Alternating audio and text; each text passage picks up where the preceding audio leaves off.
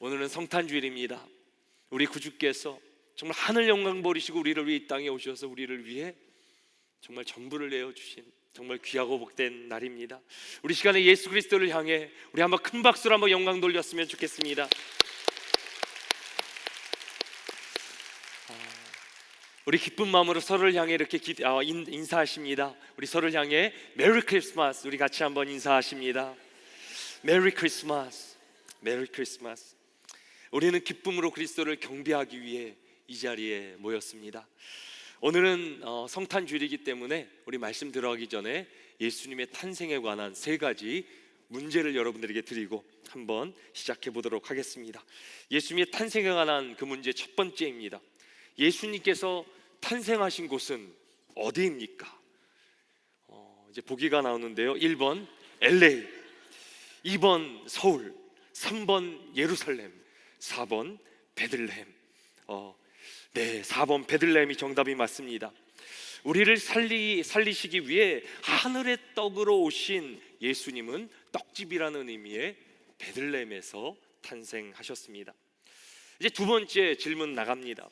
예수님을 찾아온 동방박사들은 몇 명이었습니까? 1번 아예 온 적이 없다, 2번 3명, 3번 5명, 4번 모른다. 정답은 모른다입니다. 이제 동방박사들의 세 가지 선물, 황금, 유향, 몰약을 보고 3명이 왔을 것이라 우리가 이제 추측하지만 성경에는 정확하게 동방박사가 몇 명인지 기록되어 있지 않습니다. 나중에 확인해 보시기 바랍니다. 이제 세 번째 우리 질문이 되는데요, 오늘 본문과도 연관이 되는 문제가 됩니다. 천사는 요셉에게 태어날 아들의 이름을 임마누엘이라 가르쳐 줍니다. 여기서 임마누엘의 의미는 무엇입니까? 하나님은 우리를 사랑하신다, 하나님은 우리를 기다리신다, 하나님은 우리를 기뻐하신다. 그리고 네 번째, 하나님이 우리와 함께 하신다. 예, 이제 이미 감을 잡으신 줄 알게 제 정답은 항상 4번입니다. 네, 4번 하나님이 우리와 함께 하신다. 우리 마태복음 1장 23절 말씀 우리 같이 한번 읽어보도록 하겠습니다. 보라, 처녀가 잉태하여 아들을 낳을 것이요 그의 이름은 임마누엘이라 하리라 하셨으니 이를 번역한즉 하나님이 우리와 함께 계시다 함이라. 여기 보면 보라, 처녀가 잉태하여, 예수님은 아담을 따라 난 것이 아니라 남자를 통해 잉태된 것이 아닙니다. 성령으로 잉태되어 죄가 전혀 없이 태어나십니다. 그리고 예수님은 자기 몸을 우리를 위해 우리를 구원할 생명의 떡으로 이 땅에 오십니다. 그래서 베들레헴 떡집에서 태어나십니다. 그리고 예수님은 그저 유대인들을 위한 것뿐만이 아니라 온 인류를 위해 이 땅에 오십니다. 그래서 이방인 동방박사들의 경배를 받으십니다. 그래서 예수님은 우리 가운데 또 다른 이름을 주십니다. 그 이름은 임마누엘, 하나님이 우리와 함께 계신다. 그래서 예수님의 탄생은 하나님이 우리와 함께 계시는 가장 확실한 증거가 됩니다. 그리고 이게 오늘 우리가 기억해야 될 말씀의 키포인트가 됩니다. 우리 같이 한번 믿음으로 고백하십니다. 하나님은 우리와 함께 하십니다. 이 시간 우리와 함께 하시는 임마누엘 하나님, 우리와 함께 하시는 그 하나님을 찬양했으면 좋겠는데요, 임마누엘이라는 찬양, 간단한 찬양 여러분들에게 소개하겠습니다. 가사는 이렇습니다. 임마누엘, 임마누엘, 그 이름은 임마누엘, 우리와 함께 하네, 그 이름은 임마누엘. 우리 시간에 함께 찬양하실 때 우리 한번 두 손을 올려 그 주님을 우리 가운데 모시는 마음으로 우리 임마누엘 함께 찬양하십니다.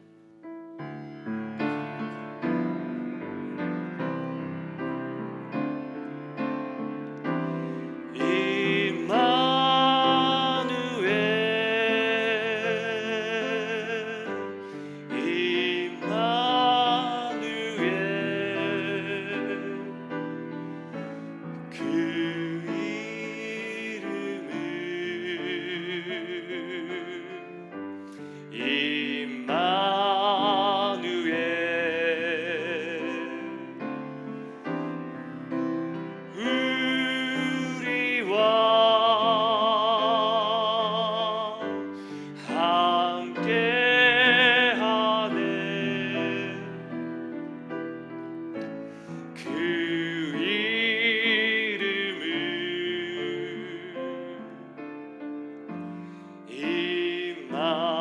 우리 다시 한번 임마누엘 그 하나님을 찬양합니다. 임마누엘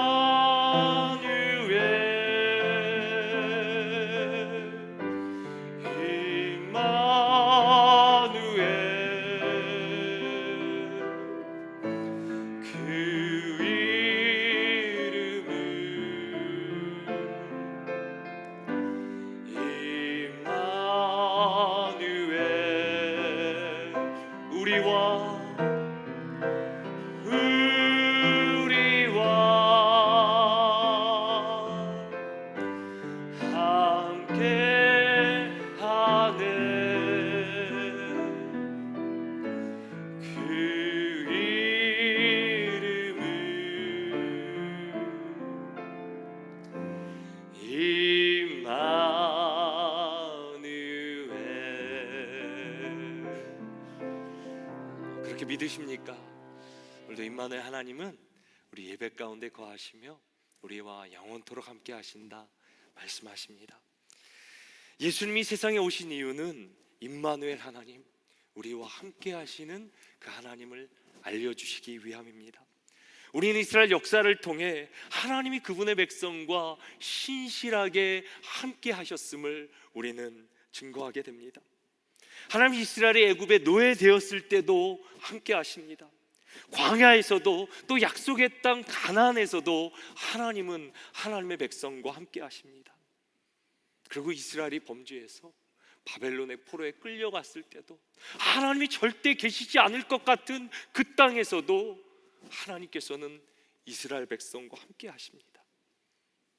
하나님은 바벨론 포로로 끌려간 다니엘과 함께 하시며 그를 신실하게 인도하십니다.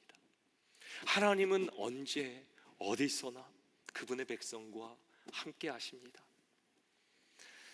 지금도 하나님은 우리와 함께 하십니다. 예배 가운데 거하시며 찬양 가운데 거하시며 그분의 사랑을, 그분의 은혜를 우리로 알게 하십니다.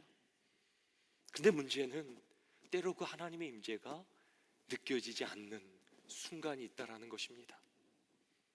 아무리 기도를 해도, 예배를 드려도, 말씀을 들어도 그 하나님의 임재가 느껴지지 않는 순간이 찾아옵니다. 그렇다고 우리가 은혜를 모르는 것이 아닙니다. 예전에 은혜 받았을 때는 하나님의 함께 하심이 확실하게 느껴질 그 순간이 있었습니다. 찬양만 불러도 눈물이 나고, 말씀을 들었을 때는 그 말씀이 모든 것이 나에게 주시는 말씀 같고, 예배가 감격과 감사로 드려졌습니다. 그런데 어느 순간 하나님의 임재가 더 이상 느껴지지 않는 것입니다. 만약에 하나님의 임재가 느껴지지 않는다면 우리는 그 이유를 두 가지로 생각해 볼 수 있습니다. 먼저는 죄의 문제입니다. 죄는 하나님과 우리 사이를 갈라놓습니다. 죄는 우리로 하나님께로부터 멀어지게 합니다. 그 사실을 이사야 59장 2절은 이렇게 전합니다. 오직 너희 죄악이 너희와 너희 하나님 사이를 갈라놓았고 너희 죄가 그의 얼굴을 가리어서 너희에게서 듣지 않으시게 함이니라. 아담과 하와가 죄를 지은 후에 첫 번째 보인 반응이 무엇입니까? 자신들의 수치를 깨닫고 하나님을 피해 숨은 것입니다. 마찬가지로 우리 삶에 죄가 일어나면 어떻게 됩니까? 수치스럽고 하나님을 자꾸 피하게 됩니다. 죄가 하나님과 우리 사이를 갈라놓기 시작합니다. 하나님의 임재가 더 이상 느끼지 않게 됩니다. 점점 예배가 버거워지고 하나님과의 관계가 멀어지게 됩니다. 이럴 때 어떻게 해야 됩니까? 이때는 하나님 앞에 나아가 죄를 회개해야 합니다. 우리의 죄를 회개하면 하나님께서 용서해 주시겠노라 우리에게 말씀하십니다. 요한일서 이 죄사함에 가해 우리에게 분명하게 이렇게 말씀하십니다. 요한일서 1장 9절 말씀 우리 같이 한번 믿음으로 고백하십니다. 만일 우리가 우리 죄를 자백하면 그는 미쁘시고 의로우사 우리 죄를 사하시며 우리를 모든 불의에서 깨끗하게 하실 것이요. 우리가 죄를 회개할 때 하나님께서 우리의 죄를 사하시고 모든 더러운 것들 불의에서 깨끗하게 하실 것이라 라고 우리에게 약속해 주십니다. 이것이 복음 굿뉴스입니다. 거룩하신 하나님은 죄와 공존하실 수 없으십니다. 인간이 범죄했을 때 하나님은 바로 심판하셨어야 합니다. 그런데 하나님은 어떻게 하십니까? 죄로 죽게 된 아담을 하나님은 찾아오십니다. 그리고 아담아, 내가 어디 있느냐? 안타까운 심경으로 아담을 부르십니다. 아담을 안타까운 마음으로 부르시는 그 하나님의 마음을, 그 심경을 생각해 보셨습니까? 하나님은 인간을 자신의 형상으로 존귀하게 만드십니다. 자유의지를 가지고 하나님을 선택하며 사랑할 수 있는 놀라운 존재로 만드십니다. 하나님의 자녀 같은 존재로 우리를 삼으신 것입니다. 근데 인간이 어떻게 합니까? 하나님 아버지를 반역하고 범죄합니다. 이때 인간은 마땅히 심판받아야 됩니다. 하지만 여기서부터 하나님의 은혜의 스토리가 펼쳐지기 시작합니다. 전지전능하신 하나님은 이미 인간이 범죄할 사실까지 알고 계셨습니다. 그리고 그 죄를 용서해 주실 계획까지 이미 가지고 계셨습니다.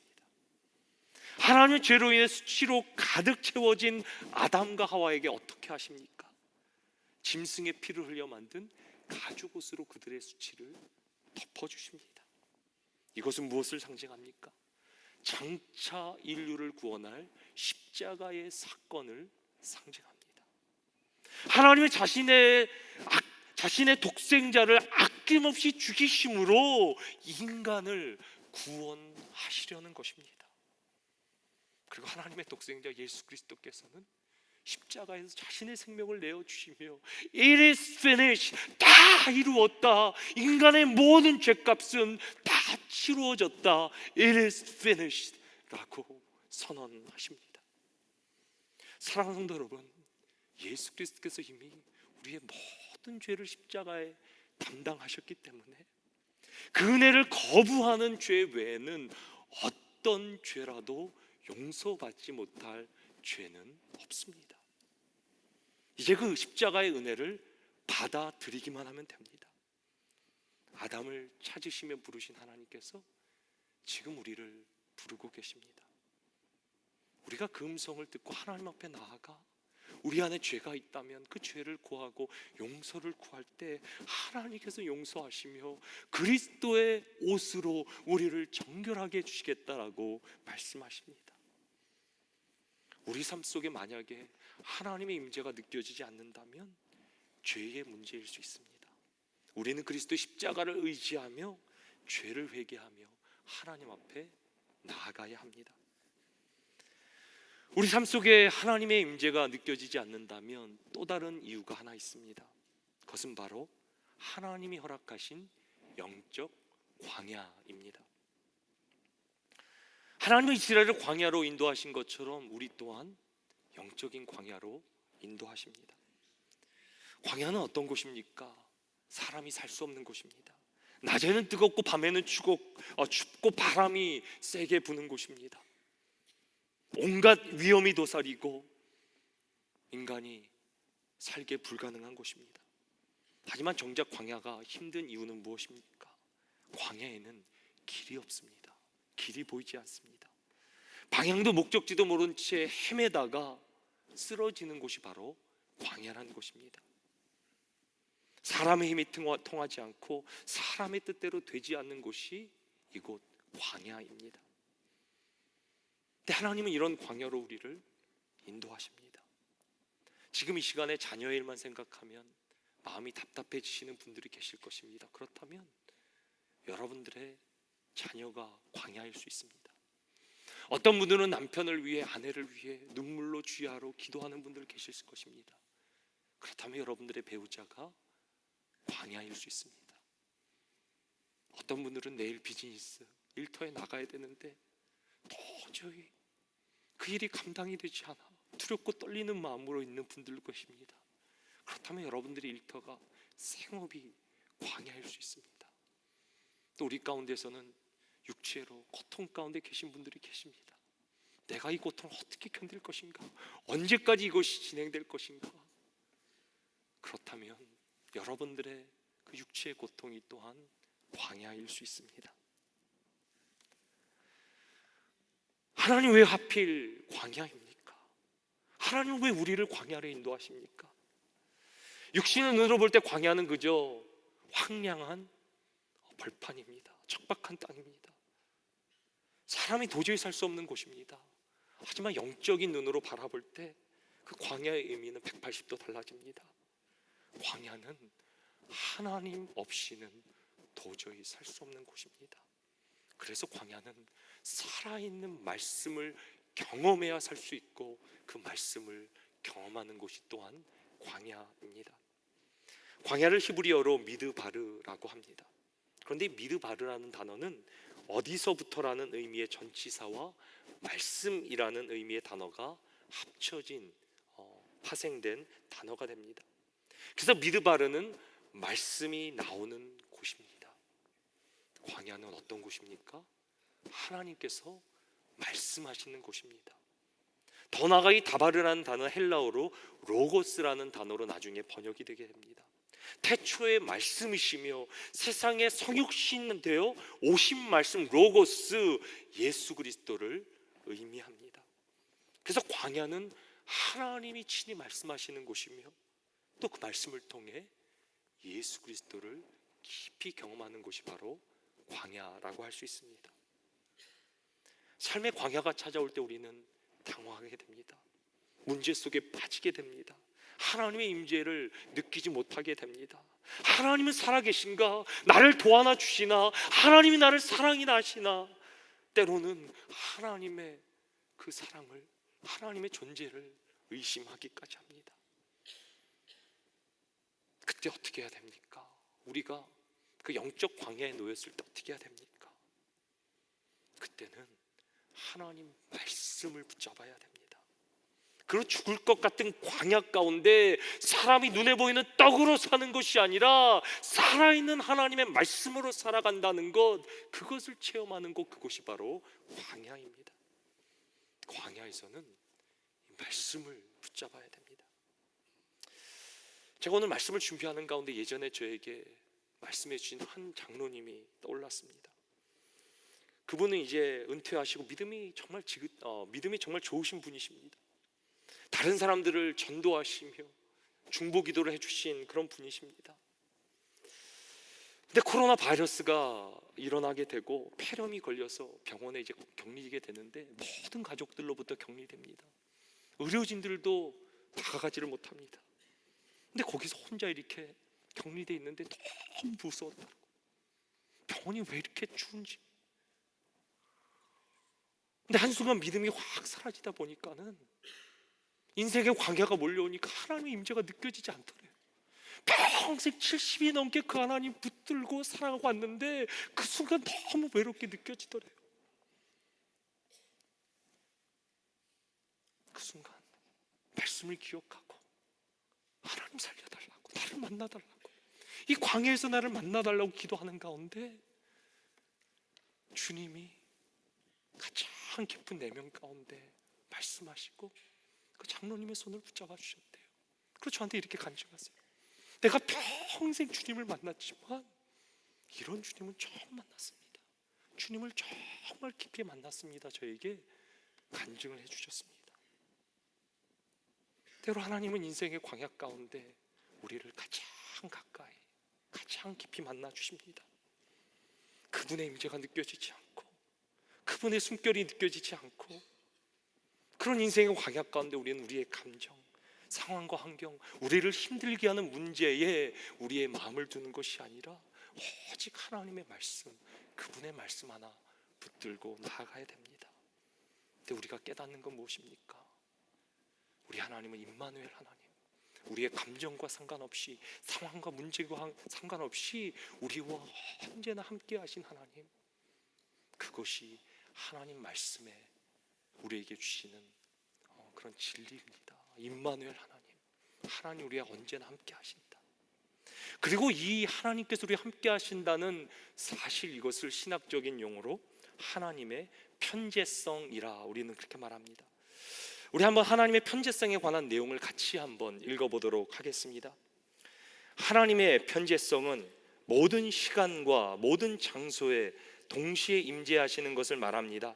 하나님은 시간과 공간을 초월하여 존재하심으로 시간과 공간의 제약을 받지 않으십니다.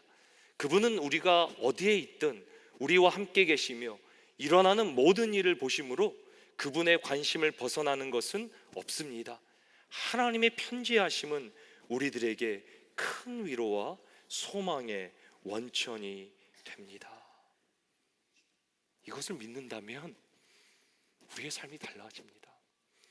그저 하나님의 임재가 예배 드릴 때뿐만이 아니라 우리의 가정에도, 우리의 일터에도, 우리가 살아가는 모든 현장 가운데 하나님의 임재가 있는 것입니다. 그분이 우리와 함께 하시는 것입니다. 티모티 졸지라는 신학자는 하나님의 편지성에 대해 이렇게 우리에게 말해줍니다. 하나님은 그의 백성이 어디에 있던 똑같은 거리에 계십니다. 거대한 교회나 작은 시골 교회, 유럽과 북미의 대도시 중심과 적도 근처의 열대 정글, 북극의 추운 고립된 곳에서 드리는 예배든 상관없이 그들의 기도를 들으시고 그들의 예배를 받으십니다. 모든 곳이 주님의 영광으로 가득합니다. 저는 이런 우리의 영적인 눈이 열리기를 주님의 이름으로 축원합니다. 우리가 머무는 곳, 우리가 걸어가는 모든 것이 하나님의 영광으로 충만함이 보여진다면 우리의 삶이 달라지지 않겠습니까? 임마누엘 하나님 우리 일터 가운데도 임하시고 가정 가운데도 임하시고 우리가 병상 가운데 정말 모든 사람으로부터 격리되어 있는 그때도 하나님은 함께 하십니다. 우리의 고통 중에도 임하시고 심지어 우리가 하나님을 느끼지도 못하고 하나님 앞에 범죄하는 그 순간에도 하나님은 함께 하십니다. 우리가 약할수록 더욱 귀히 여기사 하늘 보좌에서 우리를 바라보시며 그분의 위로로, 그분의 회복으로 우리와 함께 하십니다. 우리는 언제나 함께 하시는 그 하나님의 임재를 기억하며 세 가지를 우리가 함께 나눠보려고 합니다.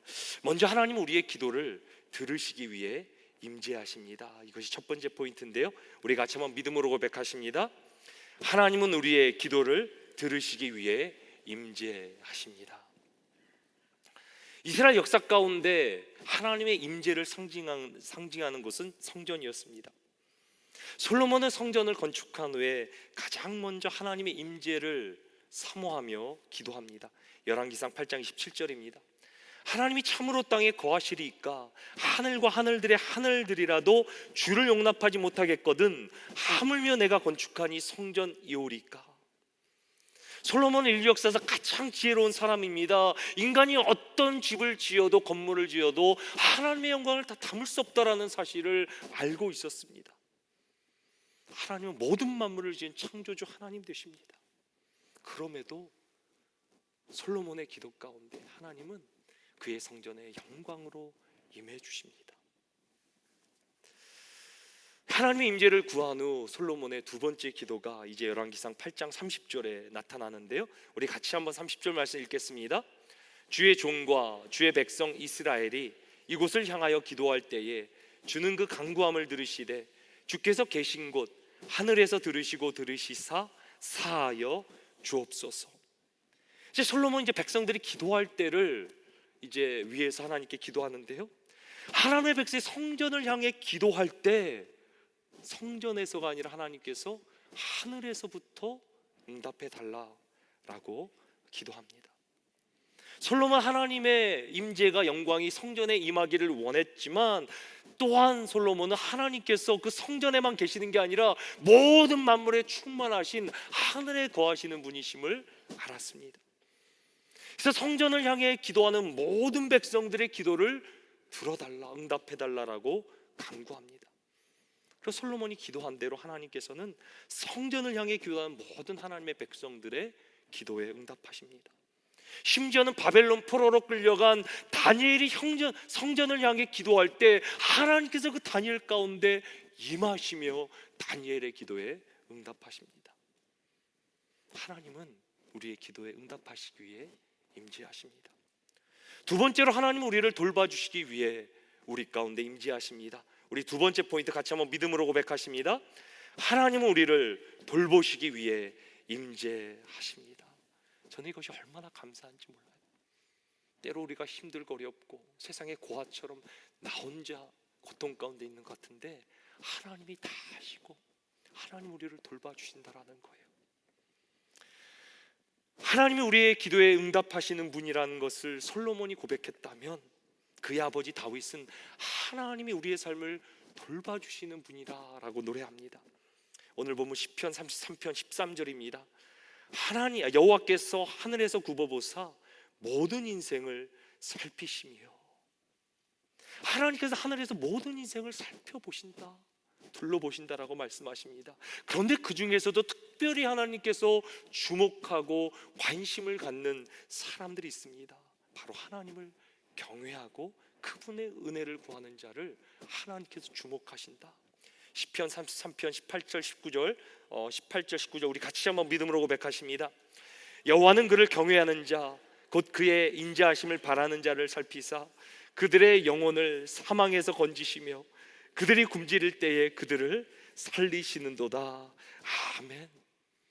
이 말씀이 우리의 말씀이죠. 우리도 예배 가운데 하나님을 경외하며 그 은혜를 구하지 않습니까? 그렇다면 하나님께서 우리를 사망에서 건져주시고 우리가 굶주릴 때 부족할 때 우리를 살리시는 분이시다 라고 다윗은 노래합니다. 다윗은 그 사실을 알기에 하나님을 찬양하며 즐거워한다. 그래서 다윗은 또 어떻게 노래합니까? 여호와는 나의 목자시니 내게 부족함이 없으리로다. 왜 세상에 부족함이 없겠습니까? 그러나 하나님께서 나의 가장 선한 좋은 목자 되셔서 내가 필요한 것 하나님께서 공급해 주신다. 그리고 다윗은 뭐라고 말합니까?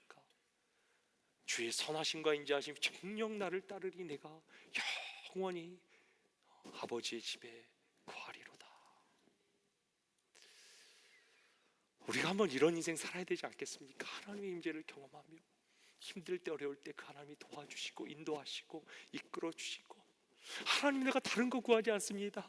하나님의 집에 영원히 구하고 싶습니다. 하나님의 임재를 구합니다. 이런 인생 살아야 되지 않겠습니까?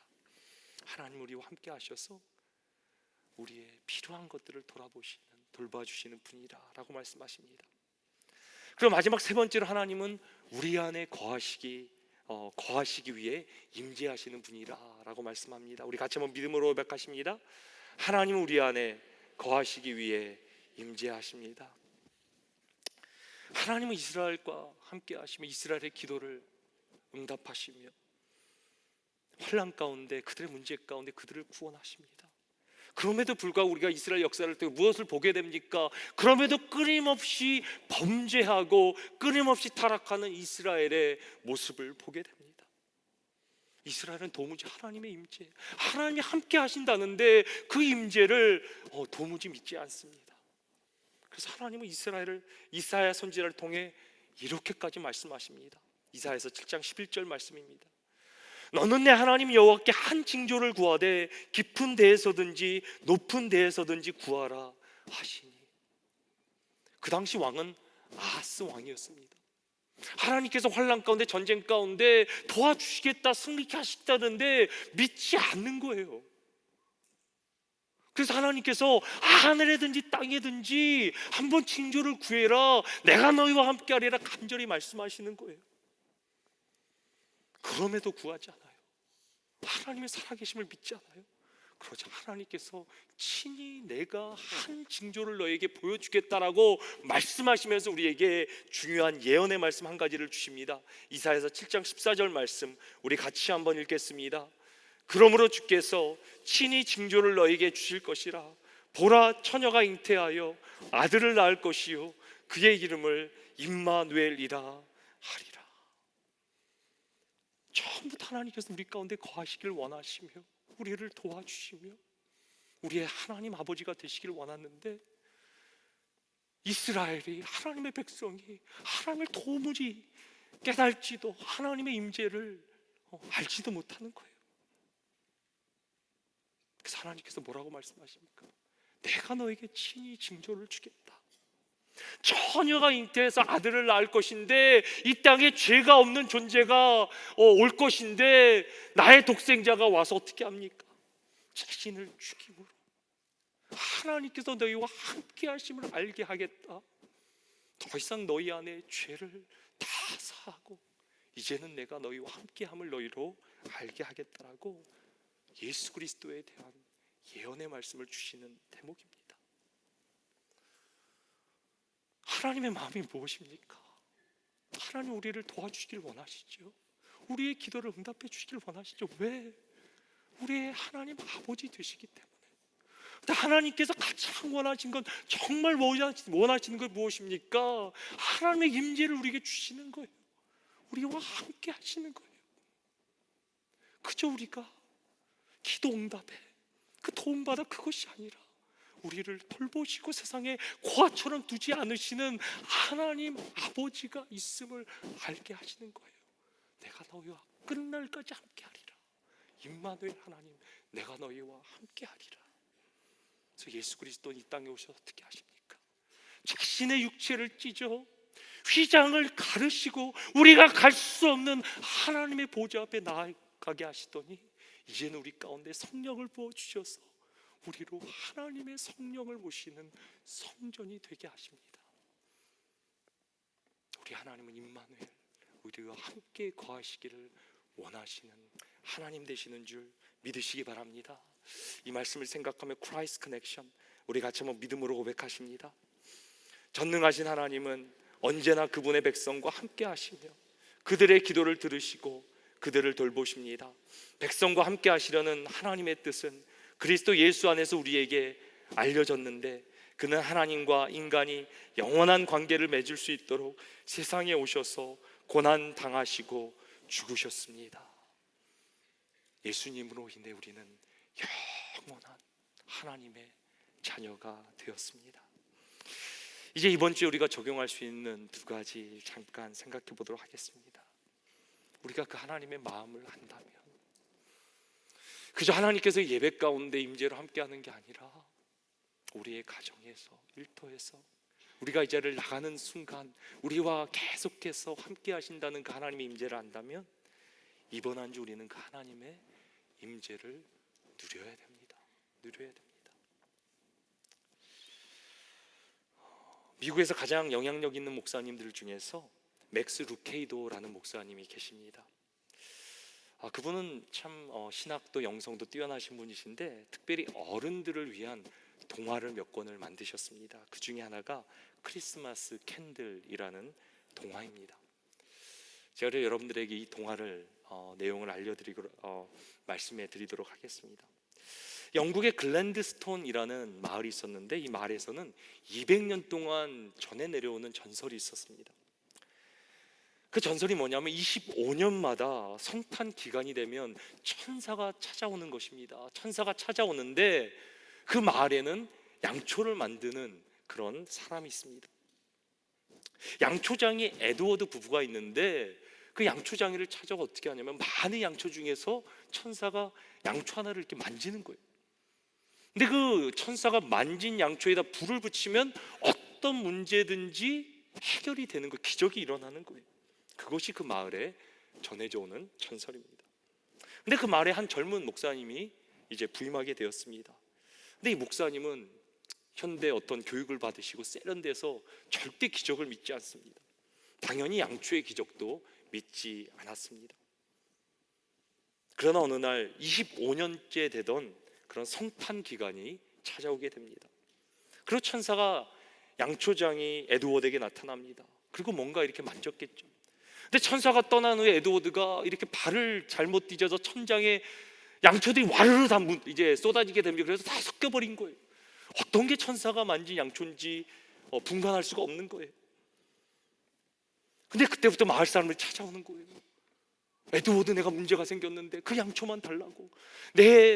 정말 이 문제가 정말 해결할 수 없는 그런 상황인데 정말 그 양초에 불을 붙이면 내가 살아날 것 같다고. 그냥 마을의 모든 사람이 찾아오는 거예요. 이제 찾아오자 에드워드가 어떻게 합니까? 그냥 아무 양초나 들어서 이게 그 양초라고, 당신 가져가라고. 그런데 아무에게도 말하지 말라고. 그러면서 마을 모든 사람이 양초 하나하나씩 나눠주게 되는 거예요. 근데 마지막으로는 양초의 기적을 믿지 않았던 목사님도 찾아왔어요. 문제가 생겼는데, 큰일 났는데 그 양초만 달라고. 그래서 양초를 가지고 그 목사님도 돌아가게 됐어요. 이제 에드워드 부부는 이제 남은 초 하나가 남아서 자기들도 양초에다 불을 켜고 이렇게 기도를 올렸습니다. 이제 성탄절 예배가 이제 됐어요. 이제 모든 이제 마을 사람이 모이게 됐어요.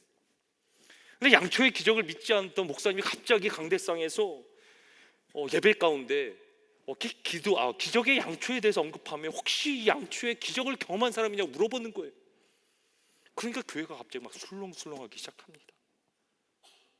그런데 그 자리에 또 모든 마을 사람들이 다 일어나서 하나님이 하신 기적을 간증하는 거예요.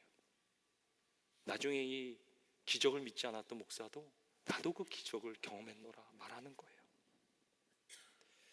이제까지 기적을 일으킨 것은 양초가 아니었습니다. 그들의 믿음이었습니다. 하나님은 그들과 함께 하셨는데, 하나님의 임재는 언제나 그들과 함께 했는데 그들은 그 임재를 의지하지 않았던 겁니다. 맥스 루케이더 목사님이 현대인 창조주 되시는 성자, 말씀으로 모든 만물을 창조해 그분이 우리 가운데 오셨는데 아직도 그분의 기적을 능력을 믿지 못하고 살아가는 현대인들, 현대 크리스찬들을 가르치기 위해서 이 동화를 지은 거예요. 그분이 우리 가운데 오셨는데, 지금도 우리 가운데 임재하시는데 아직도 우리는 세상에 불안해서 걱정해서 하나님의 임재를 누리지 못하고 살아가는 우리들 아닙니까? 예수님께서 우리 가운데 오셨습니다. 예수님 우리 가운데 함께 하시며 영원토록 함께 하신다. 하나님으로부터 세상에 어떤 것으로도 우리를 빼앗기지 않는다라고 말씀하십니다. 이번 한 주간 우리 가운데 예수님을 믿고 그분의 임재를 누리게 되기를 주님의 이름으로 축원합니다. 그리고 더 나아가 우리와 함께 하시는 예수님, 그저 우리가 이 자리에 예배가 끝나는 것이 아니라 우리가 이 자리를 나서도 우리의 가정에서, 일터에서 나를 사랑하시되 나보다 나를 더 사랑하시고 나를 더 축복하시는 그 하나님, 그 예수 그리스도 성령 하나님, 우리가 임재 가운데 날마다 매 순간마다 예배하는 삶을 살아간다면 하나님께서 얼마나 우리를 통해 기뻐하지 않으시겠습니까? 이번 한 주 하나님의 임재를 누리시며 그 임재 가운데 하나님만을 높이시며 예배하는 한 주가 되기를 주님의 이름으로 축원합니다.